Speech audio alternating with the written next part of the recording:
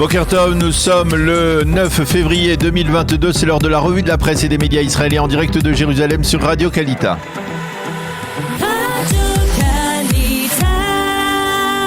De la presse israélienne, en direct de nos studios de Jérusalem. Effectivement, à Jérusalem, nous retrouvons Daniel Haïk ce matin et nous commençons, Daniel, cette revue de la presse ce matin par le dossier Pegasus, encore un dossier qui fait les manchettes des principaux quotidiens. Oui, Lana, les deux grands quotidiens Israël Hayom et Yediot Aharonot nous annoncent que c'est le Mossad et le Shin Bet qui vont désormais participer activement à l'enquête lancée par le ministre de la Sécurité intérieure et par le ministre de la Justice. Le Premier ministre Naftali Bennett leur a demandé d'enquêter sur les révélations faites par le quotidien économiste Calcaliste. Quant à la police, elle prétend que dans un seul cas seulement, parmi les 26 personnalités mentionnées dans l'enquête de Calcaliste, elle a outrepassé son mandat et fait un usage illégal de Pegasus. Le problème, c'est que depuis que l'affaire a éclaté il y a de cela plusieurs semaines, la police a déjà plus d'une fois pris certaines libertés avec la vérité, si l'on peut dire.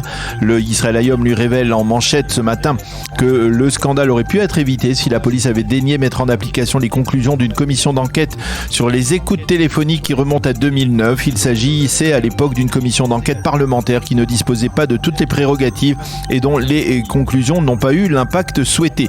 L'un des membres de cette commission affirme aujourd'hui: la police a préféré continuer à agir dans l'ombre. En tout cas, l'impact de ce scandale est déjà très net dans le procès de Benjamin Netanyahou. En effet, tous les quotidiens et les sites d'information soulignent que le procès de l'ancien Premier ministre est suspendu jusqu'à ce que l'on en sache plus sur l'usage qu'a fait la police du logiciel Pegasus, en particulier auprès du second témoin à charge, Shlomo Filbert, dont le témoignage à la barre devait débuter ce matin même.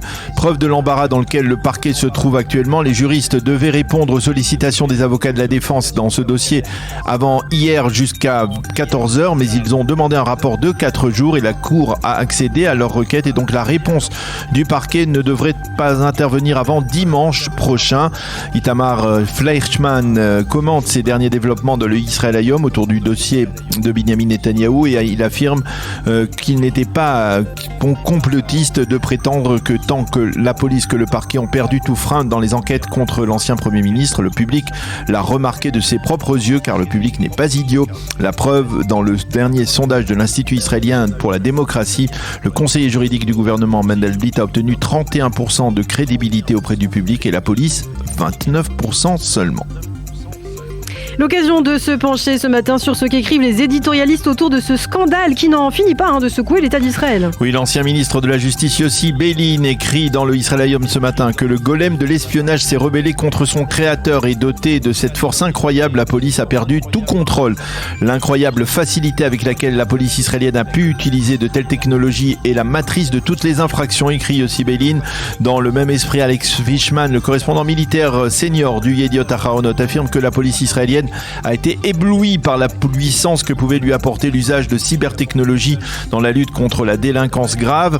Elle n'a pas compris que sa mission était de protéger les citoyens israéliens avec des droits et non d'éliminer un ennemi étranger. Et il rappelle que la loi sur les écoutes téléphoniques en Israël est totalement dépassée puisqu'elle a été votée alors que le fax n'existait pas encore. Le Yediot Aharonot publie une caricature qui résume bien la situation. On voit le patron de NSO tenter de commercialiser Pegasus auprès des pays du Golfe Persique et dire: ce logiciel est tellement efficace que nous l'utilisons même contre nos propres citoyens. Sous un autre angle, Galal Bena écrit ce matin dans le Israël Hayom que peut-être maintenant le public israélien comprendra mieux les accusations que le secteur arabe israélien a lancées au cours des derniers mois contre la police et son comportement. Le Haaretz lui enfin écrit dans son éditorial central que la nouvelle conseillère juridique du gouvernement, Gali Baharav Miara, qui a pris hier ses fonctions officiellement, devra être l'émissaire du public israélien pour tenter de faire respecter l'état de droit.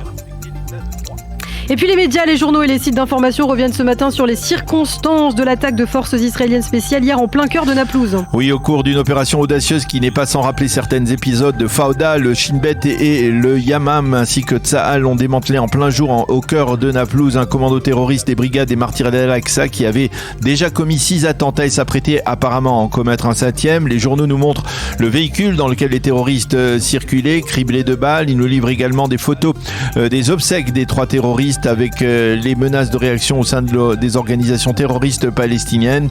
Au sein de la liste arabe unifiée à la Knesset, on a condamné cette opération des forces israéliennes. En marge, le Yediot Aharonot publie sur sa première page ce matin une photo qui montre Omar Assad, ce Palestinien de 80 ans, détenteur de la nationalité américaine, qui aurait été laissé agonisant par des soldats de Tsahal qu'il avait arrêté et bâillonné quelques heures plus auparavant. C'était en janvier dernier à Hebron. On voit Assad allongé. Les soldats de l'unité de Kfir qui étaient impliqués dans son arrestation affirment justement que cette photo prouve qu'au petit matin, Omar Assad était encore vivant et qu'ils ne l'ont pas laissé mourant. Et puis toujours sur le terrain, Daniel, les sites d'information du Maariv et du Haaretz annoncent ce matin le tir d'un missile de Syrie vers le territoire israélien. Oui, effectivement, nous terminerons ainsi notre revue de la presse israélienne. Selon les sites d'information, un missile sol-air aurait été tiré apparemment par des forces syriennes. Il aurait explosé en vol au-dessus du territoire israélien, en particulier dans la région d'Oum el-Fachem. Ce tir aurait déclenché d'ailleurs l'alerte rouge dans plusieurs localités de la région de Wadi Ara, telles que l'Oum el-Fachem qui est la capitale arabe de la Galilée, mais ainsi également que dans certaines localités du nord de la Samarie. En riposte à ce tir, l'armée israélienne aurait bombardé des positions syriennes. Les médias syriens font état d'un raid aérien qui aurait entraîné ce tir du missile, mais côté israélien on confirme un raid aérien, mais que celui-ci a été la conséquence du tir de ce missile. Selon les Syriens, un soldat syrien a été tué au cours du raid aérien israélien et d'importants dégâts auraient été causés.